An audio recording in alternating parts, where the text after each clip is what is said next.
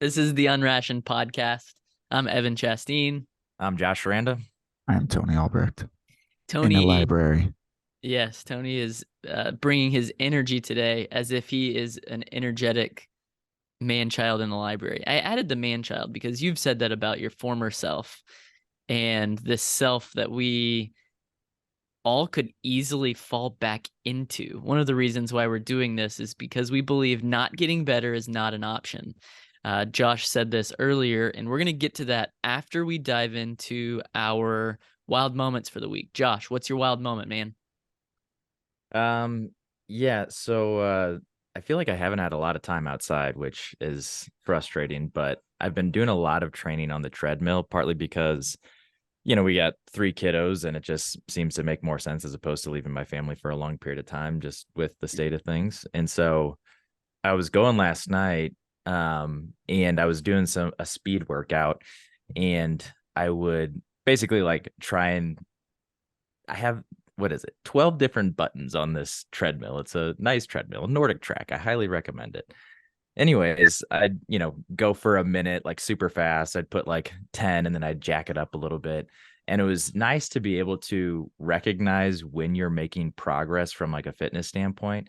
And so I just thought it was like cool. Like if I keep running, my endurance, my like lung capacity is increasing. So it's just like a nice like cause and effect that like I was very aware of it last night. I'm like, I'm running really fast for a minute and I feel like I could do a little bit more. And so I would hit a couple things a little bit higher on the next round, but it was really fun just to be aware of that. And then I was really tired afterwards. But all in all, that was my wild moment on a treadmill. Tony, what you got? On our last podcast, I shared a wild moment about how my house has become sort of a Snow White place where the animals come to play. On a couple days ago, I got home and my son had some sad news for me. Took me out to the back deck where in a bucket a chipmunk had managed to drown on my deck. And just like we had a bucket, had water in it. Um, and they've been coming around because we're like, we are giving them peanuts and stuff. Like we've got a little menagerie out there. Um, it was interesting to Seville had conversations with the kids about death and the circle of life and what happened. And um, it's interesting how kids are like, they weren't scared, they weren't put off, they were interested in the animal. Um, and then we had a little funeral for the Nice. chipmunk and buried the little one underneath a pine tree. So yeah, you spend your day, in front of the computer screen, get home, pick up the shovel to go bury a chipmunk. And that's the circle of life. What you got, Evan? Tough hands, man. Did you get any blisters using the shovel? I imagine the hole wasn't too big for a chipmunk. Little chipmunk, little hole. Yeah, okay. Uh, I also buried an animal this week. One of our chickens died. And I shared this on Zoom with you too. I don't think it was for the podcast, though. I think it was for our cohort that we're doing for Unrationed Ring Springs. Is that accurate? I don't want to Yeah. double share on the podcast. Okay. Mm-hmm. So my wild moment also involved burying a dead animal. We have I don't know how many chickens at this point. I think it's 17. And a few of them have died up to this point. And I've been lazy with the remains and it got to me. I would just put them in a trash bag rather than go bury them in the yard because there were other things that need to be done, kids, whatever. So, with this particular chicken, the kids were napping and I was already outside doing some yard work and I went and got a trash bag to put it in and I was like, I'm going to bury this one. So I went, dug a hole and buried it. And the cool thing about this experience for me, one, Mother's Day is coming up, and so death at Mother's Day is something I think about often because my mom died 11 years ago, and so I got this experience where I'm interacting with death, but the week before, my wife and I had planted an herb garden out front of our house, and it felt like the same act. I had the shovel, I was digging a hole, and I was putting something in the earth to bring new life. In one circumstance where we're like going to use these herbs to cook with and teach the kids about planting and all of those things. And this other circumstance was the same act. I had the same shovel, digging in the same ground, not too far apart. I mean, far enough apart. Chickens in the woods, herb gardens in front of the house. So over here, but doing the same exact thing, putting something in the ground that's dead instead of something that's alive. But there is this circle of life aspect that became a part of me in a new way, having those experiences so close together. I don't have the words to articulate it all super coherently yet, but I felt as though I buried two things that were meant to be buried at that time. So that's my wild moment. Josh, you mentioned this concept of getting better. No, this is it. Not getting better is not an option. Before we started recording today, and it's something totally unrelated, just like the economy, how businesses are going, what they're willing to spend money on, what they're not willing to spend money on, and this status quo. Like we're tempted to be okay with the status quo in times like this as businesses, and I think as individuals. So I thought that was a great phrase. Can you riff on it for a second to get us started? Yeah, so I think like the background of it, we were just talking about observing buying patterns with some of our clients at Mission Matters Group or prospective clients at Mission Matters Group. And it's interesting to like see a couple of the opportunities that we didn't get, we lost because they wanted to stay with status quo. And, you know, it's not like an ego hit, like, oh my gosh, we lost this. It's almost like, if it's not us, that's fine. Just go with somebody to make progress on this. Don't accept where you're at right now because you already acknowledged that you're not where you want to be. And that's what I think is like fascinating about this situation, because it happens like everywhere in life. Like it's so easy to not make progress on something because there's overwhelm, because there's Netflix, because you got a kid's soccer game to go to, just because you're tired, whatever. And it's a fascinating concept to monitor where it's like, you know, uncertain times are creating uncertainty. So I'm just going to put my head in the sand and not get better. And it kind of blows my mind, but I can relate to it in my own life, which now blows my mind that why am I not making progress in some of these areas? If I'm willing to call it out in an organization who doesn't want to spend $50,000 with us, like that does seem like a barrier. Like status quo doesn't sound too bad when you're like facing a lot of like energy, money. But that's the whole thing. Like I heard this quote, like sometimes we are trying too long, meaning like we don't make progress because we're trying. And like, for instance, if I want to run a race, I'm not going to try to run a race. I'm going to train to run a race. I'm going to put a plan together to make progress, as opposed to, yeah, I'm going to try to do it. And you're just mentally checked out. Like there's an option to not make progress. And so I've been pondering that quite a bit. It's like, okay, how am I establishing my behaviors, my habits, my mindset to achieve something or to make progress on something, as opposed to just saying like, yeah, I'll give it a shot and then leave it at that without a plan. So if you're talking to a business, Josh, or an individual named Evan who's tempted to say, oh, I don't know, it's not worth the risk. Like you're giving me a challenge that could make me better, but it also comes with the risk of either being worse off when now I've invested in something, or I'm no better off having invested in something. Like I think there's something about the risk too involved, and maybe you're saying it's not. They're like fine with the risk. They've got the finances and everything. They're just literally good with the status quo. Where does risk come into it, and then how do we overcome this mindset where we're just okay with the way things are?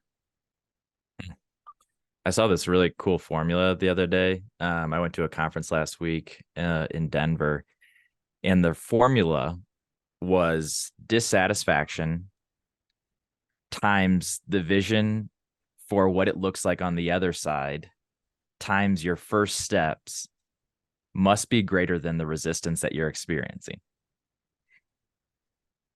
Yeah. Dissatisfaction times the vision for where you want to be on the other side times, what was the third thing? The first steps to make progress. So for instance, like I'll break it down with like Wild 32, Wilds in the Woods, unrationed events. Like someone might see like, oh, I want to do an unrationed Ring the Springs. I'd love to run a 50K. I don't feel like I can do it, but I'm pissed off with where I'm at right now. Right. So they can see something on the other side, like, man, I think going into these wild places, doing something very, very hard is going to be good for my soul, for how I show up for my family. I'm investing in me. But if we just said, cool, show up at Ring the Springs and let's go, that person's gonna be like, well, where do I start? Right. So if they're not clear on what those first steps could be, and there's an entry point, then it's not actually greater than resistance, because that first steps is completely void in the formula. You don't have something to plug in it to that variable. But if you have a group of dudes that are saying like, hey, we don't know what we're doing either. Like, we know that we need to go into these wild places and do something hard. Why don't we all form a group for accountability? And maybe all of us together can get to that shared vision of being a better dude on the other side. And so all of a sudden these things start to come together, and it's like, okay, yeah, this is way more than my resistance. Let's go. That's well put. There's an image I've been playing around with this week as I've been doing some pondering, and it's around change management, and it's this sort of natural tension between the like having big goals and then the putting in the work on the ground today to move in that direction, like you're saying, Josh. And thinking about it as in, I think about this as like in the context of areas where I have a hard time with change, which, I mean, like we've talked about. For me, like food is like, my relationship with food remains something that's like a challenge. Even as I'm preparing for this race, I'm now like running 40 plus miles a week without too much trouble. Like, why can I not get that, like the status quo? Why can I not? Why does the status quo, remain in place at least more often? Like, I make better choices, but like my fundamental state, like the status quo, right? The default setting remains more or less the same. And what I've been thinking about is this idea of like a future version of myself out there in time, having done the thing, like achieved that big goal, almost like dropping a string back in time to where we are today, like to my version of myself today. It's like,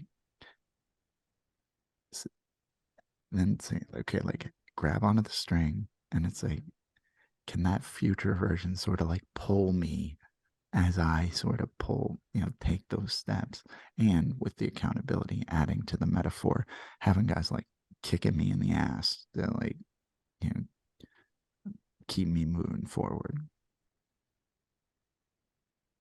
I like that analogy of like, it's you pulling yourself, but having a little bit of pushing from behind, right? Because like if you only have the push, you will only go so far, because you yourself are the one fighting back against the people who are pushing. But if it's you who is also doing the pulling, there's a greater chance that you're going to get to that future vision of yourself. It's like a really cool image popping up in my head. I like that a lot. And there's always the internal and the external, right? There's always like the taking the action outside of ourselves that we need to take to get better, to make change happen. But then the harder part is, resistance, right? It's that internal battle that where resistance wants us to stay the same. And so it's always looking for reasons and ways to make that happen. Like, yeah. As you were saying it too, I was thinking of the golden thread from mythology, which I'm having to like Google as we're talking because I don't remember all of the story, but like that golden thread came to mind, which is this path out of a labyrinth. So like if things are confusing, you see something dangerous. So again, I'm reading this, not all this off the top of my head. But okay. So there's, I'm not even going to try to pronounce all the Greek names, I guess, but you see something dangerous and you're in a labyrinth is the myth. Like, and the golden thread is the thing that must be followed to get out of the dangerous and confusing situation. And not that you're talking about being in dangerous and confusing situations, although life could very easily, there's a good argument that life is just a dangerous and confusing situation. So you're always somewhat in that. And so following this golden thread leads us to the other side of that. And I love the idea that the golden thread is something that we're leaving behind for ourselves, not something that somebody else is leaving behind for us. But that's really cool. Doing some time travel, going forward, laying that golden thread, and then allowing it to guide you. So this is the part of the podcast where we get into the plot of the film Interstellar, and you guys explain it to me how, it's Matthew McConaughey from the future, from another dimension, pushing the book onto the floor back in the farmhouse. It's gravity. It's gravity, it's golden threads, it's strings. Yeah. It's a great movie. It's a really good movie. Very well done. I think Matthew McConaughey would have a lot to add to this conversation. Yeah. We should get him on. He's known for doing some niche podcasts. Is he? This certainly qualifies. That is one way to describe what we're doing here. A very niche podcast. Cool. Okay, so tying this all together with not getting better is not an option. That's like a mindset or a mantra to fight status quo. The path to that is, I'm trying to like summarize. That's the question. That's the question. Yeah. Well, for me, like when you phrase it that way, my reaction initially is, well, not getting better is actually an option, right? And not only is it an option, it is the option that most of us choose most days, including, like us on this podcast. Like I have spent more days of my life not getting better than I have getting better. And so the, like, how it happens for me is like, it is that combination of like, we need the pain, like we need, and either life can impose that on us, or like we can like talk ourselves into it, right? Where like Josh and I were talking about our internal motivations last week, like what our why, and like what we both came to, which was interesting, was that the why was largely a negative thing. Like I'm scared of wasting my life. So like my change management has been driven by embracing that mentality. So it's like I'm getting the kick in the pants from that, which is what's like driving me away from the status quo. And then this combination of what we both talked about, like that, having big ideas, like big goals, and then saying, what am I doing today to take one step toward that? Yes. And then there's a piece of this that's been on my mind since a conversation you and I had last week, Tony, which is I'm becoming more and more convinced that there's zero chance that I become the best version of myself, that I become a better version of myself, that I become, that I overcome this temptation or this tendency to lean into status quo outside of community. It seems as though the only path also includes community. There's a very unlikely chance that we are avoiding status quo in our life outside of community. Yeah. That's a good call. I think something that you said or you've talked about, Evan, just like the invitation into doing something, right? Like the invitation to do our first Unration event. And I'm now thinking about on a personal level where it's like, to me and Tony's what we were chatting about last week, right? I don't want to live a mediocre life. I don't want to get to the end of my days and be like, oh my gosh, what did I do? I wasted all this. But in today or any given moment, sometimes I don't think I deserve a better life. Like there's this like underlying, like, I deserve this. I deserve, and then all of a sudden it's like, okay, if I am surrounded by other men who are pursuing a healthier relationship with life, with others, all that good stuff, there's an invitation to say, hey, no, you do deserve this, and here's some steps that you can take. So I think, yeah, just the conversations that we've been having over the last year is like, okay, well, I see these people asking these questions, and I see these people, these dudes feeling the same things. Like, okay, there's something here. Maybe the other side, maybe it looks greener or whatever, but am I willing to do the work to get to that? And more often than not, it's not necessarily going to a greener pasture. It's letting go of some of the attachments that we have in today's world that starts to give you a little bit of freedom to start questioning, what does this life even mean? So it's like it really is that community piece that's huge, and that invitation that, hey, you deserve this, and why don't you come help me and I'll help you, and let's go from here. Yeah. If that resonates at all with anybody listening and you would like to do something, if you're like, okay, I don't want to stay status quo, but I don't know what that next step is, like that piece of the equation you were talking about, Josh, like what's the next step? I think Wild 32 is a great option. And it's this 28-day challenge that we call Wild 32 that we're going to be doing every month. So we just filled up the one that's launching probably right before you listen to this podcast. 20 dudes texting each other. Well, we're in Slack now. We have a community that you can actually join before the next Wild 32. But 28 days in community, doing hard things and becoming better versions of yourself. If you're looking for that next step piece of the equation, I can attest for myself, it has been hugely impactful on my life, in my family's life.